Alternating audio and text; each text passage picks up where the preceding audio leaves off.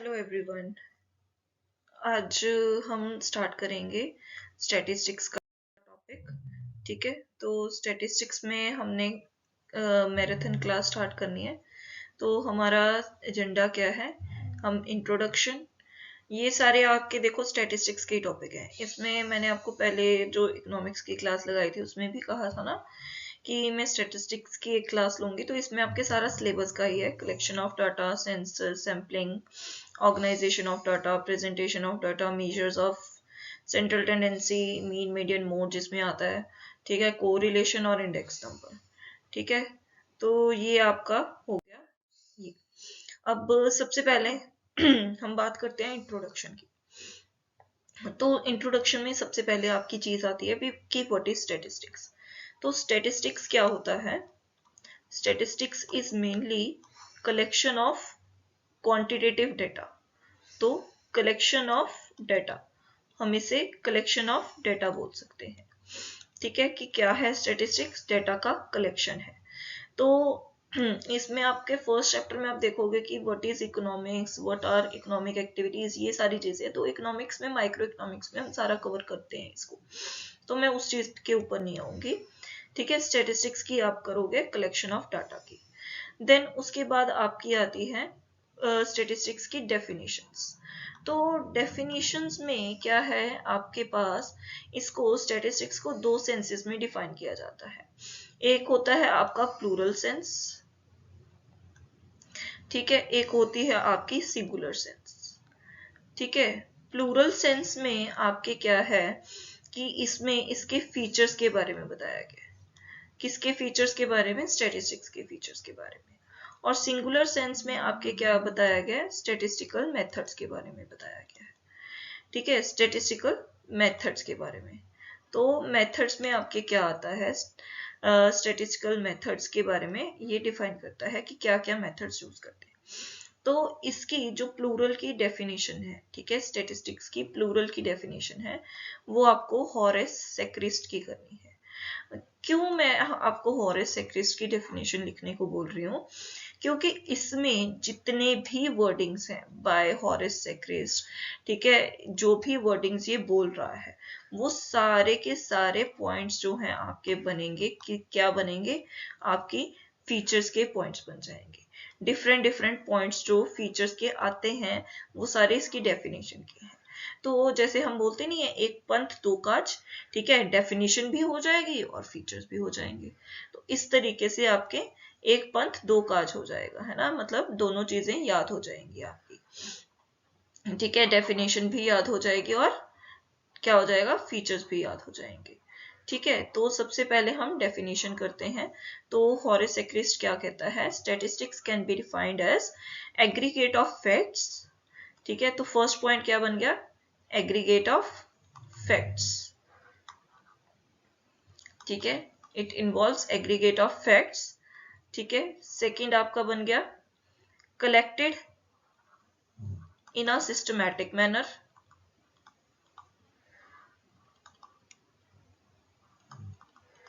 collected in a systematic manner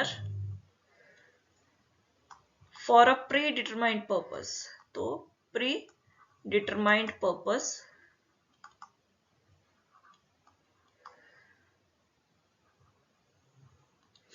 marked to a reasonable extent। ठीक है, reasonable, marked to a reasonable extent by multiplicity of causes। multiplicity of causes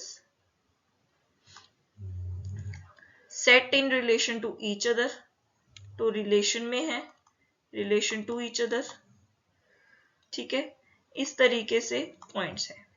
तो ये सारे points आपको करने हैं, ये पूरी डेफिनेशन में यही सारे पॉइंट्स हैं। ठीक है, जितने भी आपके फीचर्स के पॉइंट्स हैं, तो मैं 5 पॉइंट्स ही कर रही हूँ। ठीक है, तो मेन पॉइंट्स यही वाले हैं। तो एग्रीगेट ऑफ फैक्ट्स का मतलब क्या होता है कि इसमें क्या है, बहुत सारे डेटा जो है वो लगाया जाता है। मतलब अगर मैं आपको बोलूं कि, है ना, कि मेरी हाइट जो है 6 फीट है, तो 6 फीट से आप क्या लगाओगे एस्टिमेट? क्या होगा वो? मेरी हाइट 6 फीट है तो फीट है, इससे और क्या हो सकता है? तो ये क्या है? एग्रीगेट ऑफ फैक्ट्स है। अगर मैं कहूं कि मेरी हाइट 6 फीट है और मेरी सिस्टर की हाइट, ठीक है, 5 फीट है, तो आप इससे क्या करोगे, कंपेयर कर सकते हो कि इसकी ज्यादा है उसकी कम है, इसकी ऐसे है उसकी ऐसे है ना। तो इस तरीके से जब तक एक डेटा दूसरे डेटा के साथ नहीं होगा तब तक क्या है, स्टैटिस्टिक्स यूज नहीं हो सकता। तो हमारे पास एग्रीगेट ऑफ फैक्ट्स होते हैं, बहुत सारी वैल्यूज होती है एग्रीगेट, ठीक है, बहुत सारी वैल्यूज हमारे पास होती हैं। सेकंड आ गया collected in a systematic manner. Systematic manner का मतलब है एक तरीका होता है इसको कलेक्ट करने का।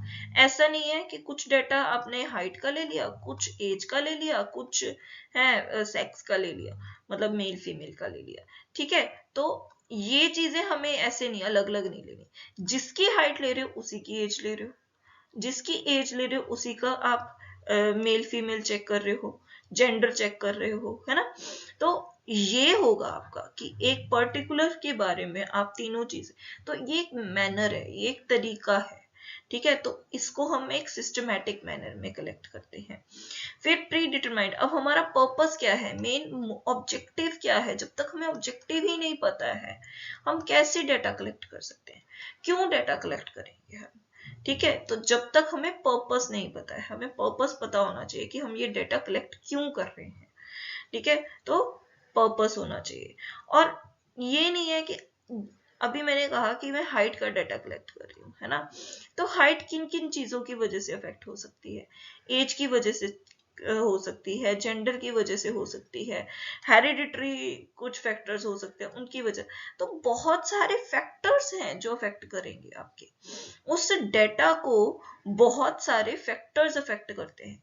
तो affect to a multiplicity of causes, multiplicity of causes से, क्योंकि अगर एज अकेला अफेक्ट करता होता बाकी सारे ना करते होते, तो एज तो मैं कंट्रोल कर लूंगी, मैं मान लूंगी कि मैं एक ही एज के सारे बंदे ले लेती हूँ, तो मेरा डाटा अफेक्ट नहीं होगा ना।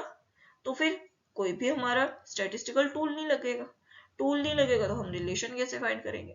तो इस वजह से ये बहुत सारे अलग अलग फैक्टर्स पे डिटरमाइन होता है, जिस वजह से इसकी अफेक्ट जो है हम स्टैटिस्टिक्स लगा के अप्लाई करते हैं, ठीक है। उसके बाद in relation to each other, जैसे मैंने ऊपर भी बताया है ना, मैंने अपनी सिस्टर का लिया और अपना लिया, तो जब हम इन दोनों को आपस में रखेंगे तभी हम कंपैरिजन कर सकते हैं। जैसे हमने लॉ ऑफ डिमांड किया था, लॉ ऑफ डिमांड किया था ना, तो उसमें हमने क्या किया, प्राइस को हमने डिमांड के रिलेशन में रखा, तभी हमने इसको डिफाइन किया कि प्राइस के बढ़ने से डिमांड कम होती है और प्राइस के कम होने से डिमांड बढ़ती है। तो जब हमने डिमांड को प्राइस के रिलेशन में रखा तभी हमने ये डिफाइन कर पाए ना कि ये नेगेटिव रिलेशन एग्जिस्ट करता है। तो इस वजह से हमारे पास क्या है, इनको हमें इन रिलेशन रखना पड़ता है, ठीक है। तो ये समझ आ गया। तो ये सारी चीजें आपकी क्या कहती हैं कि ये आपका फीचर्स है, ठीक है, मेन फीचर्स है किसके, स्टैटिस्टिक्स की। तो स्टैटिस्टिक्स की डेफिनेशन किसमें, प्लूरल सेंस में आपकी यही है, ठीक है। नेक्स्ट आता है आपका स्टैटिस्टिक्स इन सिंगुलर सेंस। अब सिंगुलर सेंस में आपके क्या है, स्टैटिस्टिकल मेथड्स अभी बताया मैंने।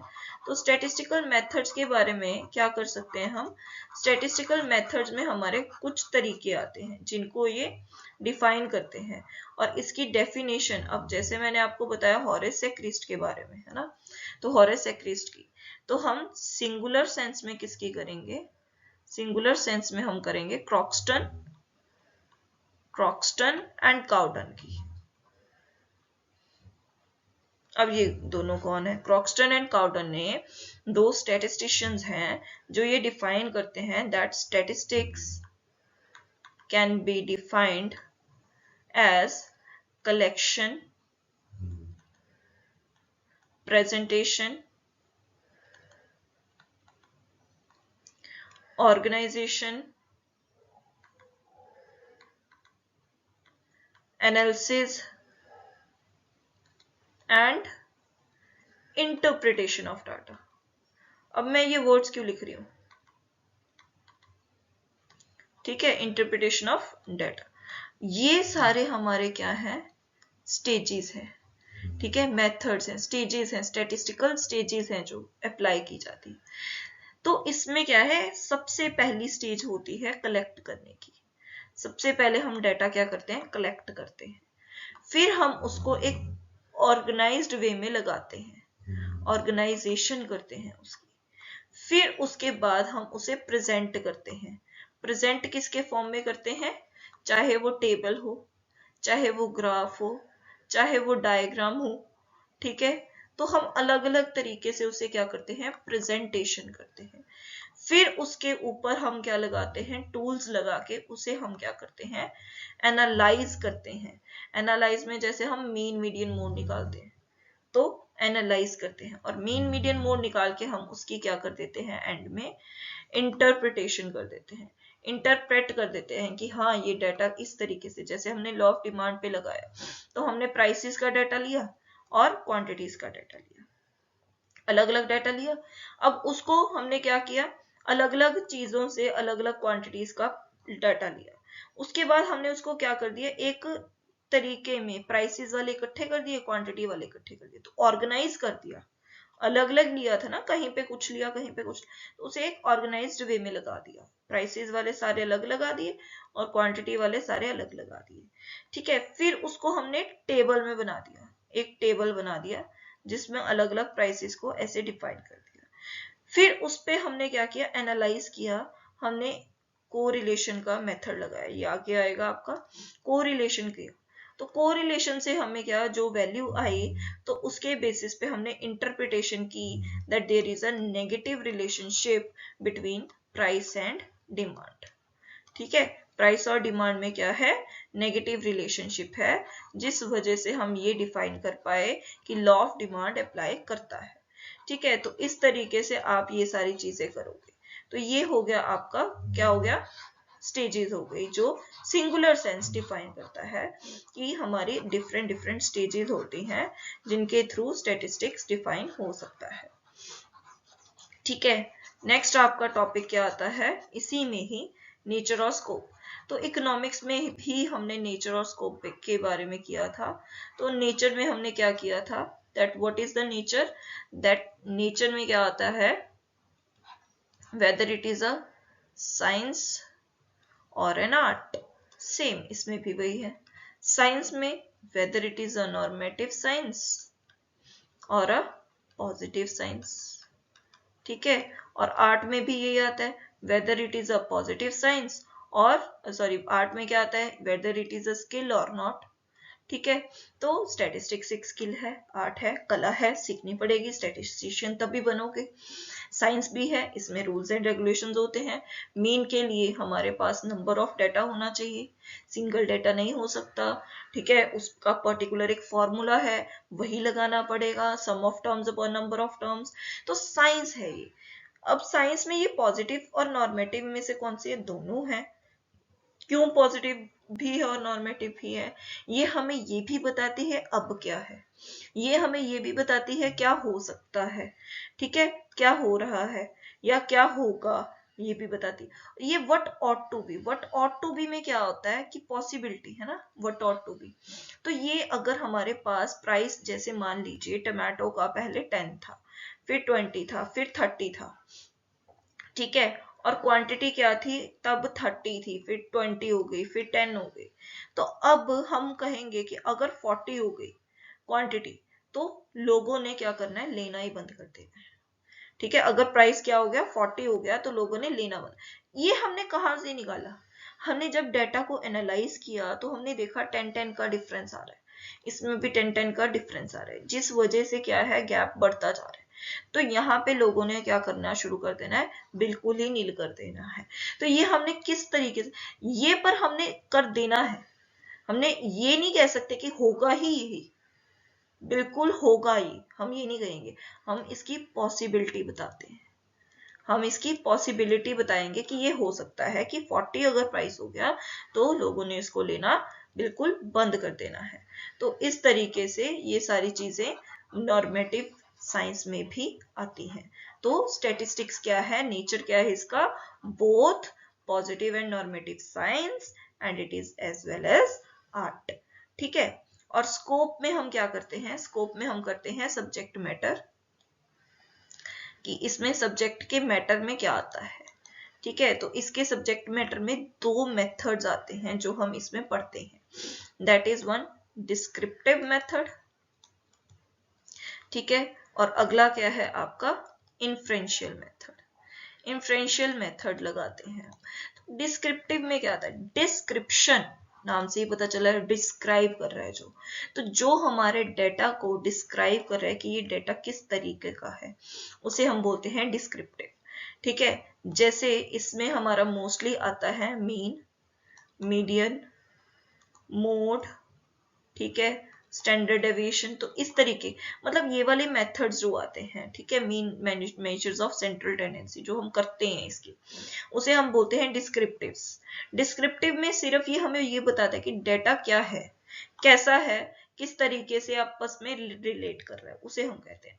अब जो मीन मीडियन मोड को भी हम प्रॉपरली इवेलुएट करेंगे, उससे भी हम इन्फ्रेंस का मतलब होता है रिजल्ट, तो उससे भी हम क्या है और रिजल्ट्स निकालेंगे, और एनालिसिस करके उसके ऊपर भी और कुछ टेक्निक्स लगा के करेंगे, उसे हम बोलते हैं इन्फ्रेंशियल डेटा या इन्फ्रेंशियल मेथड। इसमें हम क्या लगाते हैं, टेस्टिंग लगाते हैं, टेस्टिंग करते हैं कि डेटा के बेसिस पे ये चीज कैसे हो रही है, क्या पॉसिबिलिटी है। तो इसमें हमारे आते हैं टी टेस्ट, एफ टेस्ट, जी टेस्ट, तो इस तरीके से आते हैं। तो ये आपको आगे जाके हायर स्टडीज में आएगा, तो अभी आपको नहीं है ये सारी चीजें, है ना। तो ये इन्फ्रेंशियल, पर इन्फ्रेंशियल का आपको मेथड है, तो इस तरीके से हम इन्फ्रेंशियल स्टडीज करते हैं। ठीक है, इन्फ्रेंशियल मेथड को स्टडी करते हैं। तो ये आपका हो गया इन्फ्रेंशियल का। नेक्स्ट आपका अब टॉपिक आता है लिमिटेशंस। ठीक है, कोई भी चीज बिना लिमिटेशंस के तो हो नहीं सकती है, तो स्टैटिस्टिक्स की भी लिमिटेशंस है। क्या लिमिटेशंस है आप सोचिए, तो स्टैटिस्टिक्स की लिमिटेशंस क्या है कि ये सिर्फ, सबसे पहली बिगेस्ट लिमिटेशन क्या है कि ये सिर्फ और सिर्फ क्वांटिटेटिव डेटा लेता है, क्वालिटेटिव डेटा नहीं लेता, क्वालिटेटिव डेटा को इंक्लूड नहीं करता है। Second, it needs only experts, no layman can use this, experts he use कर सकते हैं, सिर्फ एक्सपर्ट्स चाहिए। ठीक है, अगर किसी इन एक्सपर्ट को दे दिया डेटा, तो वो तो इसका मिस यूज करके कुछ भी कर सकता है, तो एक्सपर्ट्स चाहिए। तीसरा, सिंगल वैल्यू अकेली कुछ नहीं होती। ठीक है, हमें क्या चाहिए, एग्रीगेट, एग्रीगेट के बिना हम इसके ऊपर कुछ भी नहीं लगा सकते, तो एग्रीगेट ऑफ फैक्ट्स चाहिए।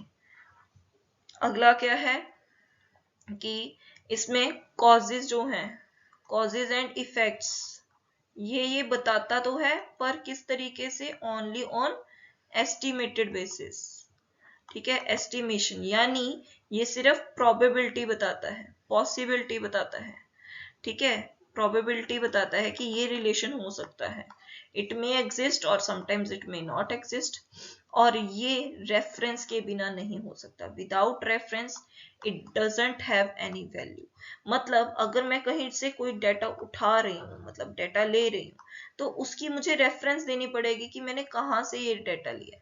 अगर आप देखोगे कोई भी आपके पास टेबल्स वगैरह होते हैं, है ना, बड़ी बड़ी बुक्स में आप देखोगे टेबल बना होता है एक, तो उसके नीचे एक सोर्स लिखा होता है नीचे, कि सोर्स का मतलब क्या होता है कि उसने ये डाटा कहाँ से लिया, ये टेबल कहाँ से बनाया। ठीक है, तो हम जब तक रेफरेंस नहीं देंगे कि इस तरीके से हमने ये वाली चीज से या इससे डाटा लिया है जिसपे हमने कैलकुलेशंस किया है, इसका कोई यूज नहीं होता, बिना रेफरेंस के ये कोई यूज की नहीं है। इस वजह से इसकी बहुत सारी लिमिटेशंस भी हैं। ठीक है, तो ये होगी आपकी लिमिटेशंस। अब इसके फंक्शंस क्या है, मतलब फंक्शंस का मतलब क्या हुआ। ठीक है, फंक्शंस का मतलब क्या हुआ कि ये इकोनॉमिक्स में हमें और कैसे हेल्प कर सकता है। ठीक है, इकोनॉमिक्स में इसके और क्या क्या हम यूजेस कर सकते हैं, किस तरीके से इकोनॉमिक्स में हेल्प करता है, इकोनॉमी में हेल्प करता है। तो इसके फंक्शंस क्या हैं।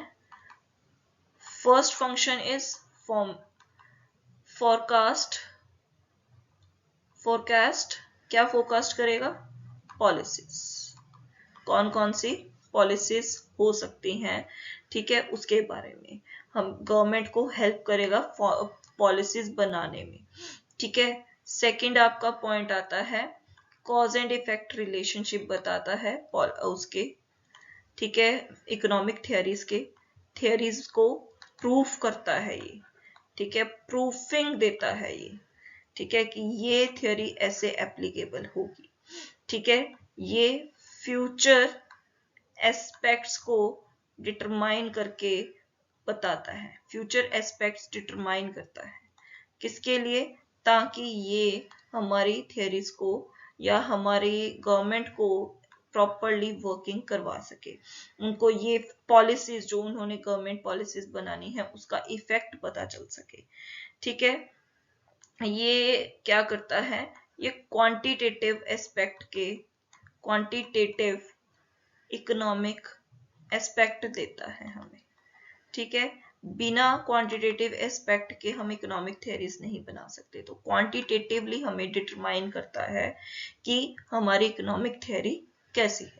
तो इस तरीके से इसके बहुत सारे इकोनॉमिक एस्पेक्ट्स भी अवेलेबल हैं, मतलब इकोनॉमी में भी इसके बहुत सारे यूजेस हैं। तो ये वाला टॉपिक आप प्लीज इसको ध्यान से जरूर कीजिएगा, इसमें से बहुत केस स्टडीज भी आती हैं, ठीक है। नेक्स्ट हमारा टॉपिक है आपका कलेक्शन ऑफ डेटा। तो कलेक्शन ऑफ डेटा का मतलब क्या होता है कि डेटा को कलेक्ट कैसे करना है। अब हमने बात की थी कि स्टैटिस्टिक्स क्या होता है, स्टैटिस्टिक्स क्या होता है, डेटा, ठीक है, क्वांटिटेटिव डेटा। तो डेटा कहाँ से आएगा, कैसे आएगा, वो भी तो हमें जानना जरूरी है, तो इसलिए हम पढ़ेंगे कलेक्शन ऑफ डेटा। तो कलेक्शन ऑफ डेटा में सबसे पहले कहाँ से आएगा, तो उसका सोर्स क्या है उसको हम करेंगे। तो हमारे पास दो सोर्सेज होते हैं, एक होता है प्राइमरी सोर्स, एक होता है सेकेंडरी सोर्स। प्राइमरी का मतलब क्या होता है, फर्स्ट, फर्स्ट मतलब जहां से वो बना है, दैट इज ओरिजिन से, जहां पे उसका ओरिजिन हो रहा है वहां से।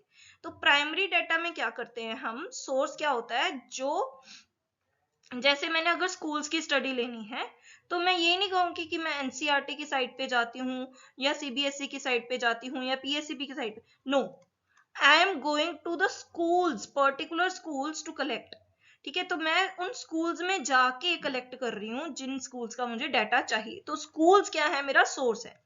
और सेकेंडरी सोर्स में अगर मेरी स्कूल्स के ऊपर डाटा मैंने स्टडी करनी है तो मैं क्या कर रही हूँ, पीएससीबी की साइट से, सीबीएसई की साइट से, ठीक है, वो डाटा ले रही हूँ सीबीएसई की और पीएससीबी। तो ये है मेरे सेकेंडरी सोर्स, मैं डायरेक्ट स्कूल्स में नहीं जा रही हूँ।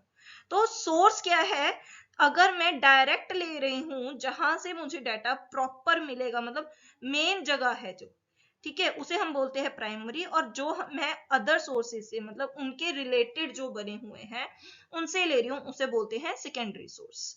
तो इसी तरीके से हमारा डाटा भी दो तरीके का होता है, तो primary data and secondary data, ठीक है। जो डाटा प्राइमरी सोर्स से कलेक्ट किया जाता है, ओरिजिन से कलेक्ट किया जाता है, उस डेटा को प्राइमरी डाटा कहते हैं। और जो अदर्स जगह से, साइट से या किसी और ने कलेक्ट किया हुआ था, हम यूज करें, उसे हम बोलते हैं secondary data. It's best example is internet, ठीक है, इंटरनेट से लिया हुआ डेटा होता है हमारा सेकेंडरी डाटा, ठीक है। तो प्राइमरी और सेकेंडरी डाटा में डिफरेंस क्या है, सबसे पहले हम वो बात करते हैं। तो डिफरेंस की बात करें तो पहला पॉइंट आता है ओरिजिनलिटी का। ओरिजिनलिटी का मतलब क्या होता है, ओरिजिनल कितना है, कौन सा डाटा ओरिजिनल है, ठीक है। आपको नाम से ही पता चल रहा होगा, देखो मैंने हिंट भी लिखा हुआ है ना। तो प्राइमरी डाटा ओरिजिन से आता है, तो ओरिजिनल डाटा ये होगा। और सेकेंडरी डाटा ओरिजिनल नहीं होता, क्यों, क्योंकि हम अपने पर्पस के, मतलब हमने किसी और का डाटा यूज किया है, इसलिए ये ओरिजिनल नहीं है। हमने किसी और का डाटा इंटरनेट से उठाया, किसी साइट से उठाया, किसी बुक में से उठाया, किसी और का, तो ओरिजिनल नहीं होगा, ठीक है। हम कॉपी कर रहे हैं उससे, ठीक है, वी आर इमिटेटिंग, ठीक है, तो इस वजह से ओरिजिनलिटी नहीं होती। सेकेंड आपका आता है ऑब्जेक्टिव। ऑब्जेक्टिव का मतलब क्या होता है कि कितना, कौन से ऑब्जेक्टिव, मतलब मेरा ऑब्जेक्टिव, मैंने अभी आपको जैसे एग्जांपल दिया कि मैं अगर स्कूल्स के ऊपर स्टडी करना चाहती हूँ तो मैं डायरेक्ट स्कूल्स के ऊपर जाऊंगी। तो ये स्कूल्स के डायरेक्ट सारे स्कूल्स में जा जाके मैं डाटा ले रही हूँ, तो मेरा ऑब्जेक्टिव फुलफिल हो रहा है। ठीक है, अब जरूरी नहीं है पीएससीबी ने या सीबीएसई ने वही डाटा डाला हो जो मुझे चाहिए, तो मुझे इसको मोल्ड करना पड़ेगा। ठीक है, अपने ऑब्जेक्टिव पे ढालना पड़ेगा। तो इस वजह से ये क्या हो जाता है, ये स्कूल मतलब ये मेरा जो है ऑब्जेक्टिव के ऊपर नहीं होता। तो ये ऑब्जेक्टिव डाटा नहीं होता जो मैं साइट से ले रही हूँ, ये ऑब्जेक्टिव डाटा, क्योंकि मैं उतना ही डाटा लूंगी जो मेरा ऑब्जेक्टिव फुलफिल करे। तो ऑब्जेक्टिविटी इसमें होती है, प्राइमरी डाटा में होती है, सेकेंडरी डाटा में नहीं होती। ठीक है, थर्ड हमारा आता है कॉस्ट, कॉस्ट ऑफ कलेक्शन।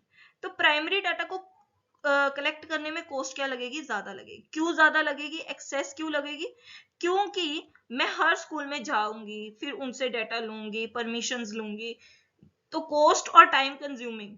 ठीक है, प्राइमरी डाटा होता है। सेकेंडरी डाटा क्या है, ना तो कॉस्टली है, ना तो टाइम कंज्यूमिंग है। क्यों, क्योंकि डायरेक्ट साइट खोली, डाटा ले लिया, डायरेक्ट बुक खोली, डाटा ले लिया, तो कॉस्ट नहीं। बुक को परचेज करने के लिए पैसे लगेंगे सिर्फ, या इंटरनेट का कनेक्शन लगवाने के लिए पैसे लगेंगे। ठीक है, तो ये दो चीजें ही हमारी कॉस्ट हो सकती हैं, और कोई कॉस्ट नहीं होगी। तो इस तरीके से ये हमारा प्राइमरी और सेकेंडरी डाटा का आता है डिफरेंस। अगला, अब प्राइमरी और सेकेंडरी डाटा में सबसे पहले हम बात करेंगे कि प्राइमरी डाटा को कलेक्ट कैसे करते हैं, क्या तरीके हैं प्राइमरी डाटा को कलेक्ट करने के। ठीक है, तो हमारे पास मेनली दो तरीके होते हैं प्राइमरी डाटा को कलेक्ट करने के। दो तरीके कौन से, एक तो हम पर्सनली जा जाकर करें, दूसरा हम किसी और को अपॉइंट करें या कुछ क्वेश्चनेयर्स बनाए। तो उसके लिए ना सबसे पहले आपको कुछ टर्मिनोलॉजी पता होनी चाहिए। पहली टर्मिनोलॉजी है इन्यूमरेटर, सेकंड है इन्वेस्टिगेटर। ठीक है, तो अब क्या है, इन्वेस्टिगेटर जो स्टडी स्टार्ट करता है, जो स्टडी करता है, इन्वेस्टिगेट करता है। जैसे पुलिस केस को स्टडी कर रही है, तो पुलिस को हम कहते हैं ना इन्वेस्टिगेटर। तो स्टडी करता है जो, उसे हम बोलते हैं इन्वेस्टिगेटर। कई बार हम खुद स्टडी करते हैं और हम खुद ही डेटा कलेक्ट करते हैं, तो हम इन्वेस्टिगेटर भी हैं और इन्यूमरेटर भी हैं। अब मतलब इन्यूमरेटर क्या होगा, कौन होगा, जो डेटा कलेक्ट करके लाता है। ठीक है, डेटा जो कलेक्ट करता है वो इन्यूमरेटर होता है, और जो स्टडी करता है उसे इन्वेस्टिगेटर कहते हैं। तो जो डेटा कलेक्ट करता है और स्टडी, अगर दोनों ही मैं कर रही हूं, तो मैं इन्यूमरेटर भी बोल सकती हूँ अपने आप को, इन्वेस्टिगेटर भी बोल सकती हूँ। पर अगर मैंने कुछ बंदे अपॉइंट किए हुए हैं, कुछ पर्सन्स अपॉइंट करके मैंने उनको बोला है, तो मैं उन पर्सन्स को बोलूंगी इन्यूमरेटर्स, एंड मैं अपने आप को बोलूंगी इन्वेस्टिगेटर। ठीक है, तो समझ आ गया इन दोनों में डिफरेंस क्या होता है। ठीक है, और थर्ड टर्म आती है आपकी रिस्पोंडेंट। रिस्पोंडेंट मतलब जो रिस्पॉन्स दे रहा है। ठीक है, रिस्पोंडेंट रिस्पॉन्स देने वाला। रिस्पॉन्स देने वाला हमारा क्या होगा, जिससे हमने डाटा लेना है। जैसे हमारा कस्टमर, वो क्या हो गया, हमारा रिस्पोंडेंट। ठीक है, तो ये सारी टर्मिनोलॉजी आपको पता होनी चाहिए। ठीक है, अब आते हैं आपके मेथड्स। अब मेथड्स में हमारे दो मेथड्स आते हैं मेनली। एक आती है पर्सनल इंटरव्यूज, एक आता है आपका, सॉरी 3 मेथड्स आते हैं। एक आता है आपका क्वेश्चनर्स के थ्रू या स्केड्यूल के थ्रू। ठीक है, एक आता है टेलीफोनिक। वैसे telephonic you can take it in the personal interviews, क्योंकि आप पर्सनली टेलीफोन करके खुद करते हो, तो टेलीफोनिक इंटरव्यू पर्सनल भी आ जाता है। तो ये क्वेश्चनर्स के थ्रू या स्केड्यूल के थ्रू, ठीक है, ये होगा, टेलीफोनिक होगा या पर्सनल इंटरव्यू। पर्सनल इंटरव्यू आगे 3 टाइप्स में डिवाइडेड है। फर्स्ट टाइप आती है डायरेक्ट पर्सनल इंटरव्यू, डायरेक्ट कर रहे हैं। एक आता है आपका इनडायरेक्ट ओरल इन्वेस्टिगेशन या इंटरव्यूज, एंड थर्ड आती है इंफॉर्मेशन। ठीक है, इंफॉर्मेशन के through I will explain each and every. Firstly आप अगर ऐसे चार्ट बना के आओगे ना, तो बहुत ही इंप्रेसिव होगा। इस तरीके से चार्ट जरूर बनाइएगा। ठीक है, क्वेश्चनर और स्केड्यूल आगे दो तरीके का होता है। पहला है मेल के थ्रू और दूसरा है इन्यूमरेटर्स के थ्रू। ठीक है, तो ये आपकी टोटल टाइप्स हो गई जिनके थ्रू हम प्राइमरी डाटा कलेक्ट करते हैं, प्राइमरी डाटा को कलेक्ट करते हैं। ठीक है, उनके मेथड्स हैं ये। तो सबसे पहले हम बात करते हैं पर्सनल इंटरव्यूज। पर्सनल इंटरव्यूज में पर्सनली जा जाके इंटरव्यू ले रही हूँ। तो सबसे पहला मेथड है direct personal interview. is the method by which data are personally collected by the investigator from the respondents। मतलब डायरेक्टली मैं खुद जा रही हूँ डाटा कलेक्ट करने के लिए, किसके पास, रिस्पोंडेंट्स के पास। तो इस वजह से इसे बोलते हैं direct personal interviews, direct personal investigation. ठीक है, तो ये सूटेबल कब होगा, इसकी सूटेबिलिटी, इसके मेरिट्स, डीमेरिट्स, ये आपको सबको पढ़ने पड़ेंगे, बहुत जरूरी है। तो सबसे पहले इसकी सूटेबिलिटी यानी पर्सनल की, डायरेक्ट पर्सनल इंटरव्यू की सूटेबिलिटी कहाँ होगी, जब हमारा डाटा क्या होगा, बहुत स्मॉल होगा, हमारी पॉपुलेशन क्या होगी, छोटी होगी। ठीक है, सेकंड हमारा डाटा जो हमें ओरिजिनल चाहिए तब हम करेंगे, हमें ओरिजिनलिटी चाहिए। ठीक है, हमने डाटा क्या करना है, सीक्रेट रखना है, किसी को बताना नहीं है, इसलिए हम खुद जा जाके कलेक्ट कर रहे हैं, तो हमारा होगा। ठीक है, और क्या होगा, हमें एक्यूरेसी चाहिए, तो एक्यूरेसी के लिए हम खुद ही जाएंगे, नहीं तो बायसनेस आ जाएगी, मतलब कोई पर्सन किसी को अगर भेजेंगे या किसी और से लेंगे डाटा तो वो नहीं होगा। और हम क्या करना चाहते हैं, डायरेक्ट कॉन्टेक्ट बनाना चाहते हैं, तो डायरेक्ट कॉन्टेक्ट बना के रखना चाहते हैं, तो ये डायरेक्ट पर्सनल इन्वेस्टिगेशन आएगा। ठीक है, तो इस तरीके से इसकी सूटेबिलिटी है, और इसी से आप एडवांटेजेस और डिसएडवांटेजेस भी कर सकते हैं। अगला आपका आता है इनडायरेक्ट। इनडायरेक्ट का मतलब क्या होता है कि मैं डायरेक्टली नहीं जा रही हूं। तो indirect oral investigation is the method by which information is obtained not from the person regarding whom the information is needed. It is collected orally from other persons who are expected to pass the necessary information. These other persons are known as witness। ठीक है, इसके example हम लेते हैं, law में कोई case आया, ठीक है, एक पर्सन को बनाया गया क्या, विक्टिम। ठीक है, एक है आपका जो विटनेस है। तो मैं क्या कर रही हूं, डायरेक्ट इससे क्वेश्चन नहीं कर रही, मैं विटनेस से क्वेश्चन कर रही हूं कि इसने क्या ये काम किया, इसने ऐसा किया, इसने ये सब किया, मतलब 3-4 क्वेश्चन, मतलब मैं विटनेस से क्वेश्चन कर रही हूं, किसके बारे में, विक्टिम के बारे में। ठीक है, तो इसे हम कहते हैं इनडायरेक्ट ओरल इन्वेस्टिगेशन। ऑरली मैं इससे सारी चीजें ले रही हूं, उसे हम बोलेंगे इनडायरेक्ट ओरल इन्वेस्टिगेशन। ठीक है, तो ये लॉ में ज्यादातर प्रेफर किया जाता है। ठीक है जी, इनडायरेक्ट की अब सूटेबिलिटी क्या हो गई, इनडायरेक्ट की सूटेबल क्या होगा कि जब हमें फील्ड इन्वेस्टिगेशन बहुत बड़ी है, मतलब एरिया जो है वो लार्ज है, तो हम लार्ज एरिया को कवर करने के लिए उसके रिलेटेड पर्सन को कांटेक्ट कर लेंगे। ठीक है, जब हम डायरेक्ट कांटेक्ट नहीं कर पा रहे, डायरेक्ट हमारा कांटेक्ट नहीं हो पा रहा, तब हम इनडायरेक्ट इन्वेस्टिगेशन कर लेंगे। ठीक है, जब हमारे पास कॉम्प्लेक्स स्टडी है, हमें बहुत ही डिफिकल्ट कॉम्प्लेक्स वे में क्वेश्चंस करने हैं, तो हम इनडायरेक्ट क्वेश्चंस करेंगे, इनडायरेक्टली स्टडी करेंगे। ठीक है, तो इस तरीके से। और जब रिस्पोंडेंट जो है वो इंफॉर्मेशन देने के कैपेबल नहीं है, जो रिस्पोंडेंट है वो कैपेबल नहीं है, तब हम इनडायरेक्ट करेंगे। ठीक है, तो ये सारी हो गई आपकी सूटेबिलिटीज, किसकी, इनडायरेक्ट की। ठीक है, अब हम करते हैं इंफॉर्मेशन की। ठीक है, इंफॉर्मेशन मतलब हमने किससे लेना है, इंफॉर्मेशन दूसरे पर्सन से लेनी है, जिसके थ्रू हम इंटरव्यूज करेंगे। तो इंफॉर्मेशन किससे लेते हैं, थ्रू लोकल कॉरेस्पॉन्डेंट्स। इसकी एग्जांपल बेस्ट रहती है, क्या बेस्ट एग्जांपल होती है, मैरिज की। ठीक है, मान लीजिए आपने मैरिज करवानी है और ये लड़का है, ठीक है, ये लड़का है और ये लड़की है। अब लड़के को लड़की पसंद है, बट क्या है कि आपको इन्वेस्टिगेशन करनी पड़ेगी कि लड़के का घर बार सब कुछ ठीक है, कैसा है, ठीक है, कैसे करता है, काम करता है, बढ़िया है या नहीं। तो आप क्या करोगे, उसके आसपास वाले लोगों से इंफॉर्मेशन लोगे, या बीच में कोई बिचौलिया होगा, उसको लोगे इंफॉर्मेशन में। लोकल होगा जो, उसके बारे में सब कुछ जानता होगा। तो इस तरीके से ये एग्जांपल आपकी बेस्ट रहती है, ठीक है। तो लोकल कॉरेस्पॉन्डेंट्स का मतलब होता है कि वो पर्सन जो उसके बारे में सब कुछ जानता है, उससे हम इंफॉर्मेशन लेते हैं, ठीक है, लोकल कॉरेस्पॉन्डेंट से। इसे हम बोलते हैं इंफॉर्मेशन थ्रू लोकल कॉरेस्पॉन्डेंट।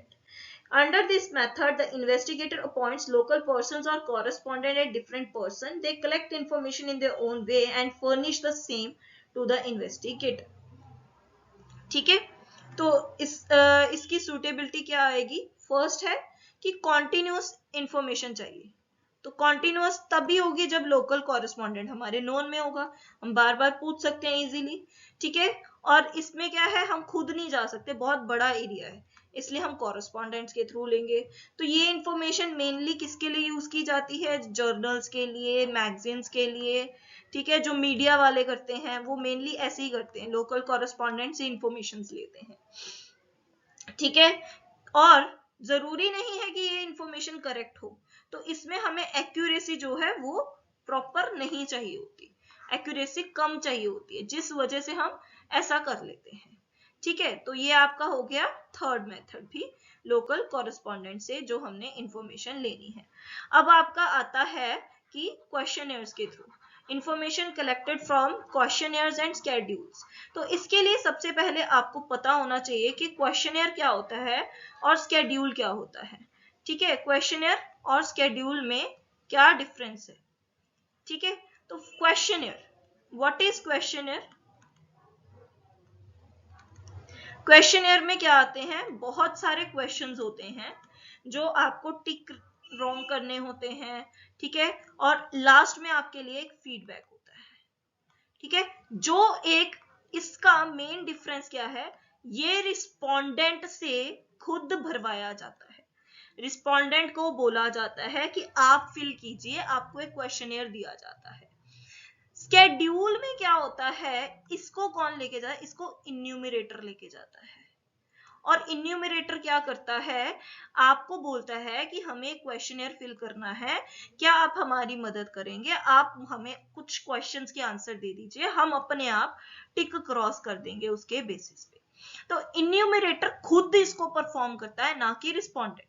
वो रिस्पोंडेंट से क्वेश्चन करता है, पर उसके बेसिस पे आंसर्स अपने आप टिक रॉन्ग या आंसर्स अपने आप लिखता है, इसीलिए इसे बोला जाता है स्केड्यूल।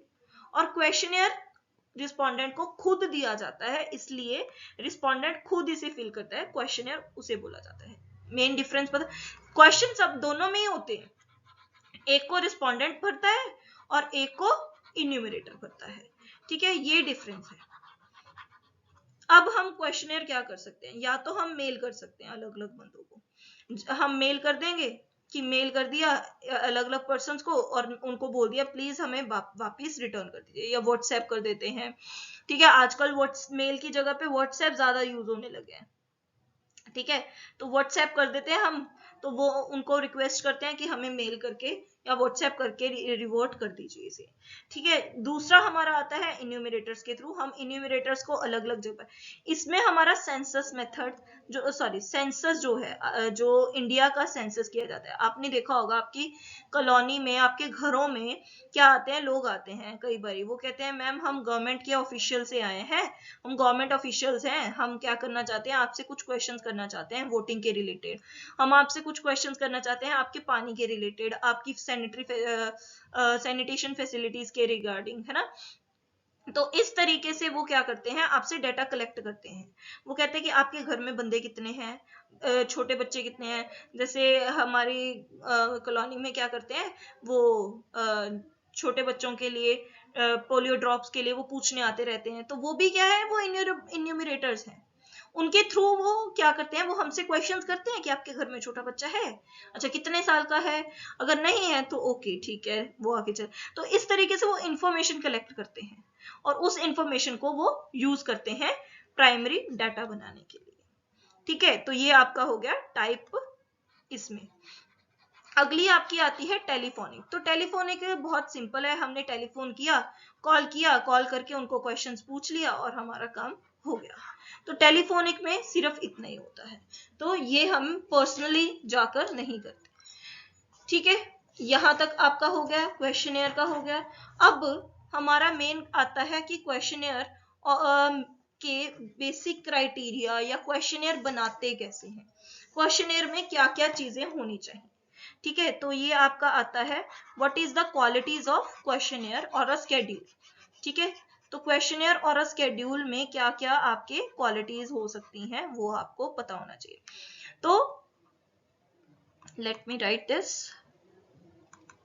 क्वेश्चनेयर, तो इसकी क्वालिटीज, तो क्वालिटीज क्या होनी चाहिए, फर्स्ट सिंपल होना चाहिए, जो भी क्वेश्चंस पूछे हमने क्या होने चाहिए, सिंपल क्वेश्चंस होने चाहिए, इजी क्वेश्चंस होने चाहिए।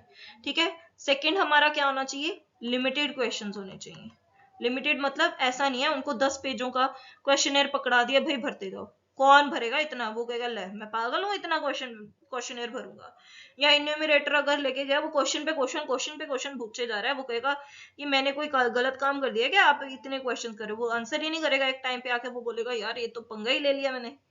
ठीक है, तो हमारे लिमिटेड क्वेश्चंस होने चाहिए, ज्यादा क्वेश्चंस नहीं होने चाहिए, लेंथी क्वेश्चंस नहीं होने चाहिए।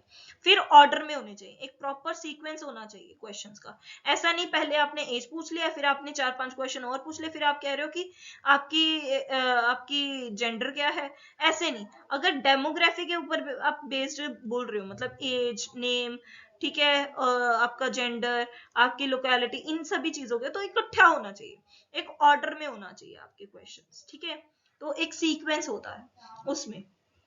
अनडिजायरेबल क्वेश्चंस नहीं होने चाहिए, जो आपको पता है कि इनके ऊपर वो क्वेश्चन का आंसर नहीं देगा, ऐसे क्वेश्चंस होने ही नहीं चाहिए जिनका उनके इमोशनल या सोशल एस्पेक्ट पे या रिलीजियस एस्पेक्ट पे आप कह सकते हो कि क्वेश्चन हो, तो वो वैसे क्वेश्चन ही मत इंक्लूड कीजिए। ठीक है, अगला आपका आता है कंट्रोवर्शियल क्वेश्चंस, वो अनडिजायरेबल में हम कवर कर लेंगे, कर लिया। तो कैलकुलेशन बेस्ड क्वेश्चन नहीं होना चाहिए, आप ये कर सकते हो, कैलकुलेशन बेस्ड आपके क्वेश्चंस नहीं होने चाहिए। वो कहेगा ले मैथ्स तो अभी छोड़ी थी मैंने, अब मैं पागल हूँ अब मैथ्स दोबारा करूंगा, मैथ्स की वजह से तो मैंने पढ़ाई छोड़ दी। ठीक है, कुछ ऐसे लोग भी होते हैं, तो इस वजह से कैलकुलेशन बेस्ड क्वेश्चंस नहीं होने चाहिए। और इसका हमेशा पायलट सर्वे होना चाहिए। पायलट सर्वे का मतलब क्या होता है, जब आप क्वेश्चनेयर बनाते हो तो सबसे पहले इसको 4 से 5 लोगों के ऊपर टेस्ट करके देखो, देन उसकी एप्लीकेबिलिटी के देखो कि उसमें क्या क्वेश्चंस ऐड करने की जरूरत है या उसमें से क्वेश्चंस कम करने की जरूरत है। इस तरीके से आप एक पायलट सर्वे करो ताकि आपको उसकी यूसेज का, उसकी क्वालिटीज का, उसकी लिमिटेशंस का पता चल सके। तो ये बहुत इंपॉर्टेंट क्वेश्चन है, पायलट सर्वे के ऊपर क्वेश्चन शॉर्ट में आ जाता है। ठीक है, उसमें इंस्ट्रक्शंस होनी चाहिए, क्वेश्चन में प्रॉपर इंस्ट्रक्शंस होनी चाहिए कि आपको क्वेश्चन कैसे सॉल्व करना है, क्या क्या चीजें करनी है। ठीक है, जैसे आपके पास 5 ऑप्शंस है तो 5 ऑप्शंस क्या क्या बताते हैं, सारी इंस्ट्रक्शंस होनी चाहिए। ठीक है, और एक लास्ट में रिक्वेस्ट होनी चाहिए टू रिटर्न की। ठीक है, रिक्वेस्ट टू रिटर्न होना चाहिए। ठीक है, ये सारी चीजें आपकी इंक्लूडेड होनी चाहिए क्वेश्चनेयर में। अब क्वेश्चनेयर में क्वेश्चंस की टाइप्स कैसी होनी चाहिए, सबसे पहला यस और नो क्वेश्चंस होने चाहिए। ठीक है, सेकंड एमसीक्यूज होने चाहिए। ठीक है, थर्ड स्पेसिफिक इंफॉर्मेशन क्वेश्चंस होने चाहिए। स्पेसिफिक इंफॉर्मेशन क्वेश्चंस जैसे name, dash, age, dash, father's name, mother's name, तो इस तरीके से ये स्पेसिफिक क्वेश्चंस होते हैं, तो ये वाले क्वेश्चंस होने चाहिए। ठीक है, ओपन एंडेड क्वेश्चंस कम होने चाहिए। ठीक है, पर ओपन एंडेड क्वेश्चंस भी होते हैं। ओपन एंडेड का मतलब होता है कि आपके लिए खुला एक बॉक्स दे दिया, you can write anything on this, ऊपर जैसे फीडबैक होता है तो फीडबैक लिख के आपके नीचे 4-5 लाइनें की जगह दे देते हैं, आप जितना मर्जी लिख सकते हो ओपन एंडेड, पर इनमें कम होने चाहिए। ओपन एंडेड क्वेश्चन ऐसा नहीं पूरा क्वेश्चन एरिया ओपन एंडेड का है तो वो आपके लिए क्या होएगा, डिफिकल्ट हो जाएगा। ठीक है, तो कोई भी भरना पसंद नहीं करेगा। तो इस तरीके से आपके ये सारी क्वेश्चनेयर की होनी चाहिए, good qualities of a questionnaire. अब ये तो हो गया आपका सारा कुछ किसका, प्राइमरी डाटा का। अब सेकेंडरी डाटा की बात करते हैं। तो सेकेंडरी डाटा कैसा होना चाहिए, सेकेंडरी डाटा को कैसे कलेक्ट करते हैं हम, तो सेकेंडरी डाटा को कलेक्ट करने के लिए हमारे 2 ही सोर्सेज हैं, एक होता है आपका पब्लिश्ड सोर्स, एक आता है आपका non published source, published and non published. ठीक है, पब्लिश्ड में गवर्नमेंट की पब्लिकेशंस, ठीक है। तो सबसे पहले आपकी गवर्नमेंट आ जाती है। गवर्नमेंट में गवर्नमेंट ऑर्गेनाइजेशंस, ठीक है, जो कि कलेक्ट करती हैं, जैसे स्टेट लेवल पे कोई ऑर्गेनाइजेशंस है, सेंटर लेवल पे कोई ऑर्गेनाइजेशंस है, वो जब पब्लिश करती हैं। इसकी बेस्ट एग्जांपल है आपकी बजट। जो बजट आता है वो गवर्नमेंट खुद पब्लिश करती है। इकोनॉमिक सर्वे, ठीक है, वो आपका क्या है, गवर्नमेंट खुद पब्लिश करती है। तो ये गवर्नमेंट ऑर्गेनाइजेशन के थ्रू होता है। उसके बाद आती है आपकी सेमी गवर्नमेंट, जो गवर्नमेंट जैसे अर्ध सरकारी है ना, गवर्नमेंट प्रॉपर गवर्नमेंट नहीं होती। तो इसमें आपकी आती है मेट्रोपोलिस में जो वर्क करती हैं, ठीक है, मेट्रोपॉलिटन सिटीज में, मेट्रोपोलिस में जो वर्क करती हैं वो वाली आ जाती हैं, या म्यूनिसिपल कॉर्पोरेशंस आ जाती हैं, एमसीज आ जाते हैं, वो सेमी गवर्नमेंट होते हैं, उनके द्वारा पब्लिश की गई। तो ये जैसे वाटर सप्लाई के ऊपर पब्लिश करते हैं सोर्सेज, पावर सप्लाई के ऊपर पब्लिश करते हैं सोर्सेज, तो इस तरीके से सेमी गवर्नमेंट होती है, ठीक है। उसके बाद आती हैं आपकी कमिटीज या कमीशंस, ठीक है। जैसे हमारी अभी आपने देखा होगा फार्मर्स की यूनियन बनी हुई है ना, वैसे वो आएगा आपका ट्रेड यूनियंस में, ठीक है। तो ट्रेड एसोसिएशंस या ट्रेड यूनियंस में क्या होता है, जैसे फार्मर्स एसोसिएशन बनी हुई है, तो वो फार्मर्स के हक के लिए बात करती है, तो उनको इन्फॉर्म करती है कि आपका ये सही है, आपके लिए गलत है। वो कैसे इन्फॉर्म करती है, वो एक पब्लिश करती है प्रॉपर डाटा, ठीक है, जिससे हमें पता चलता है। तो ये आती है आपकी फार्मर्स एसोसिएशंस, ठीक है। और कमिटीज और कमीशंस में आपकी कुछ ऐसी कमीशंस आती हैं, जैसे फाइनेंस कमीशन है, प्लानिंग कमीशन, नीति आयोग है, ठीक है, जो प्लानिंग करती है इंडिया के लिए। तो वो सारी कमीशंस क्या बताती हैं, हमें अलग अलग डाटा बताती हैं, कमीशंस या कमिटीज, ठीक है। उसके बाद आते हैं आपके रिसर्च इंस्टीट्यूशंस, जो रिसर्च करते हैं, ठीक है, डिफरेंट डिफरेंट टाइप्स पे। जैसे हमने कोविड-19 के ऊपर रिसर्च किया है ना, तो कोविड-19 क्या था, इफेक्टिव था कि नहीं था, तो उसके लिए पूरे रिसर्च सेंटर्स बने हुए थे कि कोविड-19 ने इफेक्टिव हमें रिजल्ट दिए या नहीं दिए, मतलब जो भी है इसके रिलेटेड। तो रिसर्च इंस्टीट्यूशंस भी पब्लिश करते हैं डाटा को। फिर आपकी आती है मैगजीन्स जिन्हें हम जर्नल्स कहते हैं, ठीक है, मैगजीन्स। तो मैगजीन्स के थ्रू भी हम डाटा कलेक्ट कर सकते हैं। उसके बाद आपकी आती हैं इंटरनेशनल ऑर्गेनाइजेशंस। इंटरनेशनल ऑर्गेनाइजेशंस होती हैं जैसे WTO, वर्ल्ड ट्रेड ऑर्गेनाइजेशन, जैसे वर्ल्ड बैंक, ठीक है, जिनसे हम लोन वगैरह लेते हैं, ठीक है। तो इंटरनेशनल ऑर्गेनाइजेशंस भी अपना पूरा डाटा पब्लिश करती हैं, ठीक है। ये सारी होगी आपकी जो है publish sources of secondary data. अब हमारी बात आती है non publish sources. Non publish sources में क्या होता है, देखो नाम से ही पता चल रहा है, जो पब्लिश हुआ ही नहीं है, तो हमें कैसे पता चलेगा। अब ये आती है विद इन द ऑर्गेनाइजेशन, जैसे आपका कोई बिजनेस है, ठीक है, बिजनेस के अंदर बिजनेस के रिलेटेड आपको कोई इंफॉर्मेशन चाहिए, तो आपके पास पूरी फाइल्स बनी होंगी, तो आप उसको पब्लिकली पब्लिश थोड़ी करते हो। तो ये आती है बिजनेस के इंटरनल सोर्सेज को यूज करना, उसे हम बोलते हैं नॉन पब्लिश्ड सोर्सेज, ठीक है। तो जब हम सेकेंडरी डाटा को यूज करते हैं ना, तो हमें कुछ प्रिकॉशंस रखनी पड़ती है, ध्यान रखना पड़ता है। ऐसा नहीं कुछ भी उठाया और कुछ भी लिख दिया। वो डाटा उठाना है जो हमारे ऑब्जेक्टिव से जुड़ा हुआ है, जो हमारे ऑब्जेक्टिव से थोड़ा बहुत रिलेट करता है, ये हमारी प्रिकॉशन होनी चाहिए।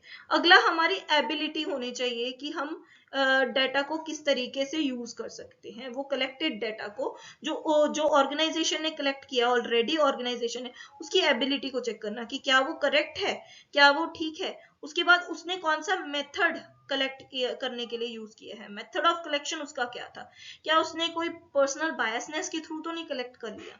तो ये सारी चीजें हमें ध्यान रखनी पड़ती हैं। उन्होंने कौन से टाइम से कौन से टाइम तक लिया, ठीक है। जैसे अगर हमें डाटा चाहिए 2024 का और हम देख रहे हैं 2023 का, तो हम 23 का 24 में थोड़ी लगा देंगे। तो टाइम पीरियड भी प्रॉपर हमारा चेक होना चाहिए सेकेंडरी डाटा। तो ये सारी आपकी आती हैं प्रिकॉशंस जो हमें ध्यान रखनी चाहिए under collection of data, under collection of secondary data, ठीक है। ये आपका हो गया सेकेंडरी डाटा का। अब नेक्स्ट आता है आपका census and sample method. Census method और सैंपल मेथड किसका है, ये भी प्राइमरी डाटा को कलेक्ट करने के अलग अलग मेथड्स हैं जो हम अप्लाई करते हैं, ठीक है। वो था कि प्राइमरी डाटा को कलेक्ट कैसे किया जाता है, मतलब हमने टाइप्स की कि क्या क्या तरीके से हम डाटा को कलेक्ट करते हैं, पर हमारे पास कई बारी डाटा क्या होता है, बहुत बड़ा होता है। हमारी पॉपुलेशन जो होती है वो बहुत बड़ी होती है, ठीक है। मान लीजिए ये यूनिवर्स है, यूनिवर्स में बहुत सारे लोग हैं, ये बहुत सारे लोग हैं, तो हम सबसे सारा डाटा नहीं ले सकते। हम क्या करते हैं, कई बारी तो सारा डाटा ले सकते हैं, कई बारी हम इसमें से कुछ हिस्सा उठाते हैं, तो इसे हम बोलते हैं पॉपुलेशन। जो सारी होती है ये होती है पॉपुलेशन, तो इसमें से हम कुछ का हिस्सा उठा रहे हैं उसे हम बोलते हैं सैंपल, ठीक है। तो ये जो पूरा डाटा हम ले रहे हैं, सारा कुछ ले रहे हैं, उसे हम बोलते हैं सेंसस मेथड, जिसमें हम किसी भी हिस्से को छोड़ नहीं रहे हैं। जब हम छोटा सा हिस्सा ले रहे हैं तो हम उसे बोलते हैं सैम्पलिंग मेथड, ठीक है। तो इस तरीके से हमारे दो मेथड्स आते हैं प्राइमरी डेटा को कलेक्ट करने के लिए, सेंसस मेथड और सैम्पलिंग मेथड, ठीक है। अब सेंसस और सैम्पलिंग मेथड में भी हमारे लिए अलग अलग टाइप्स हैं। देखो सेंसस मेथड की कोई टाइप नहीं है, वो हमने पीछे कर लिया, पर्सनल इन्वेस्टिगेशन एंड ऑल, वो सेंसस की तरीके ही थे, ठीक है। तो हमने वो सेंसस का ही किया था सब कुछ। अब हमारा है सैम्पलिंग मेथड। तो सैम्पलिंग मेथड को कलेक्ट करने के लिए हमारे दो आगे सब कैटेगरीज है। एक आती है रैंडम सैम्पलिंग, एक आती है नॉन रैंडम सैम्पलिंग। अब रैंडम, रैंडम का मतलब रैंडमली कुछ भी उठा लिया, तो इसका दूसरा नाम है प्रोबेबिलिटी सैम्पलिंग। प्रोबेबिलिटी का मतलब क्या हुआ कि इसकी प्रोबेबल थिंग्स है, प्रोबेबिलिटी है हर आइटम की चूज होने की। तो चूजन टू बी मतलब हर आइटम को चांस मिलेगा कि वो इजीली चूज हो जाए, कि हम ये नहीं करेंगे कि मैंने ये नहीं लेना ये ही लेना है, हम ये नहीं करेंगे, हर आइटम में से कुछ भी चूज हो सकता है, इसे हम बोलते हैं प्रोबेबिलिटी, इसलिए हम इसे बोलते हैं प्रोबेबिलिटी सैम्पलिंग, ठीक है। कोई भी आइटम चूज की जा सकती है, हर आइटम चॉइस के लिए एप्लीकेबल है। दूसरी नॉन रैंडम को हम नॉन प्रोबेबिलिटी, नॉन प्रोबेबिलिटी क्योंकि इसमें रैंडमैलिटी नहीं है, ठीक है, रैंडम है ही नहीं, हम किसी को भी नहीं चूज कर, तो इसमें हमारी क्या आ जाती है, पर्सनल बायस आ जाती है। क्या आ जाती है, पर्सनल बायस, मतलब मेरी मर्जी है मैं इसको चूज करती हूं या नहीं करती, ठीक है। तो इसीलिए इसे नॉन प्रोबेबिलिटी सैम्पलिंग, इसमें हर किसी को चॉइस नहीं मिलती, हर किसी की चूजन होने की इक्वल अपॉर्चुनिटी नहीं होती, हम अपनी मर्जी से चूज करते हैं, ठीक है। आगे ये भी तीन तरीके की है और ये भी तीन तरीके की है। सबसे पहले आती है सिंपल रैंडम सैम्पलिंग, देन आती है सिस्टमैटिक रैंडम सैम्पलिंग, देन आती है स्ट्रेटिफाइड रैंडम सैम्पलिंग, ठीक है। इसमें हमारी आती है purposive sampling, convenience sampling and quota sampling, ठीक है। तो ये थ्री टाइप्स हैं। सिंपल रैंडम आगे दो तरीके की है, एक है आपकी लॉटरी, एक है आपका टिप्पेट टेबल, ठीक है। ये अगर ऐसे फ्लो चार्ट्स आप पेपर में बना के आते हो ना, your examiner will say that wow what are the flow charts they have made and they know each and everything, ठीक है। इसको बस प्रॉपरली बनाना, बॉक्सेस बना लेना प्रॉपर, ठीक है, सारी बॉक्सिंग में करना सारी चीजें, है ना। तो इस तरीके से बहुत अच्छा लगता है, प्रेजेंटेटिव लगता है कि आपको सारी चीजों के बारे में पता है, ठीक है। तो सिंपल रैंडम सैम्पलिंग क्या होती है, सिंपल सबको, जो मतलब मैंने बताया ना कि प्रोबेबिलिटी है हर चीज को चूज होने की, वो सिंपल होगी, ठीक है। तो इसमें हम दो तरीके लगा सकते हैं, एक हम लगा सकते हैं लॉटरी सिस्टम, जिसका दूसरा नाम है फिश बाउल। तो मैं दूसरे दूसरे नाम इसीलिए बता रही हूँ ताकि पेपर में आप कंफ्यूज ना हो सको, कि फिश बाउल अगर आ गया तो वहां पे आपको ये ना हो अरे ये तो हमने पढ़ा ही नहीं है, कौन सा मेथड आ गया। तो फिश बाउल मतलब एक बाउल लिया जाता है, उसमें पर्चियां डाली जाती हैं, सारी पर्चियां डाल दी नाम की जो भी चूज करना है हमने, और रैंडमली सिलेक्ट की जाती हैं कुछ पर्चियां, जिन जो सिलेक्ट हो जाती हैं वो हमारा सैंपल बन जाता है, जो रह जाती हैं वो रह जाती हैं, ठीक है। तो उसे हम बोलते हैं लॉटरी सिस्टम। टिप्पट टेबल, टिप्पट एक पर्सन का नेम है, ठीक है। टिप्पट किसका है, पर्सन का नेम है, उसने क्या किया, एक टेबल बना दिया, उसने अलग अलग वैल्यूज दे दी, ठीक है। वो कहता है कि मेरा टेबल खोलो और उसमें से देख के चूज कर लो वैल्यूज, ठीक है। तो इसमें से टिप्पट टेबल को खोल के हम जो वैल्यूज चूज करते हैं रैंडमली, उसे हम बोलते हैं टिप्पट टेबल मेथड, ठीक है। उसके बाद अगला मेथड आता है आपका सिस्टमैटिक सैम्पलिंग।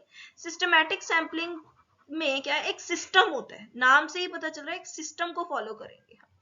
तो इसमें क्या किया जाता है, एक सिस्टमैटिक वे में हम क्या करते हैं, हमारे पास जो भी डाटा होता है उसको नंबरिंग दे देते हैं 1 2 3 4 5 6, और पहले कुछ 10 सैंपल्स में से हम एक सिस्टमैटिकली कुछ एक नंबर चूज कर लेते हैं, ठीक है। फिर उसके बेसिस पे हम डिफरेंस पे 10 का 5 के डिफरेंस पे डेटा कलेक्ट कर लेते हैं, उसे हम बोलते हैं सिस्टमैटिक सैम्पलिंग, जिसमें प्रॉपर एक सिस्टम में चल रहे हैं, ठीक है। स्ट्रेटा, स्ट्रेटिफाइड सैम्पलिंग, स्ट्रेटा का मतलब क्या होता है, स्ट्रेटा का मतलब होता है एक आपने ग्रुप बना दिया, किस चीज का ग्रुप, जैसे अब आप मान लीजिए मैं बच्चों की बात कर रही हूँ जो +1 +2 वाले हैं, तो मैंने उनका फर्स्ट ग्रुप बना दिया कॉमर्स ग्रुप, सेकंड बना दिया आर्ट्स ग्रुप, थर्ड बना दिया साइंस ग्रुप। तो मैंने क्या कर दी, 3 स्ट्रेटास बना दिए, दिस इज कॉल्ड स्ट्रेटा, ठीक है। मैंने 3 स्ट्रेटास बना दिए, तो इस एक स्ट्रेटा में से कुछ डेटा ले लूंगी, एक दूसरे स्ट्रेटा में से डेटा ले लूंगी, एक तीसरे स्ट्रेटा में से डेटा ले लूंगी, और तीनों को कंबाइन करके मैं अपनी स्टडी कर लूंगी। तो इसे हम बोलते हैं स्ट्रेटिफाइड सैम्पलिंग। जब हम ग्रुप्स बना के डेटा को कलेक्ट कर लेते हैं उसे हम बोलते हैं स्ट्रेटिफाइड सैम्पलिंग, ठीक है। ये हो गए हमारे रैंडम सैम्पलिंग की तीनों टाइप्स। अब हमारी आ गई नॉन रैंडम सैम्पलिंग की। नॉन रैंडम सैम्पलिंग में सबसे पहला आता है पर्पसिव सैम्पलिंग। पर्पसिव मतलब मेरा जो ऑब्जेक्टिव है, मेरा जो गोल है, मेरी जो पर्पस है, उसके बेसिस में मैं अपनी मर्जी से कुछ कुछ डेटा ले रही हूँ, उसे हम बोलते हैं पर्पसिव सैम्पलिंग। कन्वीनियंस सैम्पलिंग मतलब अगर मैं पटियाला की रहने वाली हूँ तो मैं पटियाला का डाटा कलेक्ट करूँ, अपनी कन्वीनियंस के अकॉर्डिंग जो मेरे लिए सही है मैं उसको चूज करूँ, उसे हम बोलते हैं कन्वीनियंस सैम्पलिंग। अगला आता है आपका कोटा सैम्पलिंग। अब कोटा का मतलब क्या होता है, कोटा भी एक तरीके से ग्रुप होता है। तो मैंने क्या किया, मान लीजिए मेरे पास अलग अलग डाटाज अवेलेबल थे, है ना, उसके बेसिस पे मैंने सबको डाटा प्रोवाइड कर दिया, बट एक डाटा अननोन रह गया, मुझे नहीं मिल रहा, मैंने बहुत कोशिश की, तो बट ये हम बना रहे हैं सैंपल के लिए, बट पॉपुलेशन में मुझे पता है कि क्या है, ये मान लीजिए 30% अवेलेबल, पॉपुलेशन का हमेशा 30% हिस्सा है। इसकी एग्जांपल हम लेते हैं, जैसे इसकी एग्जांपल मैं आपको एक तरीके से देती हूँ। जैसे मान लीजिए सारा कुछ अवेलेबल है, बट मेरे पास विमेन का डाटा अवेलेबल नहीं है कि विमेन को कितना प्रोपोर्शन मिल रहा है।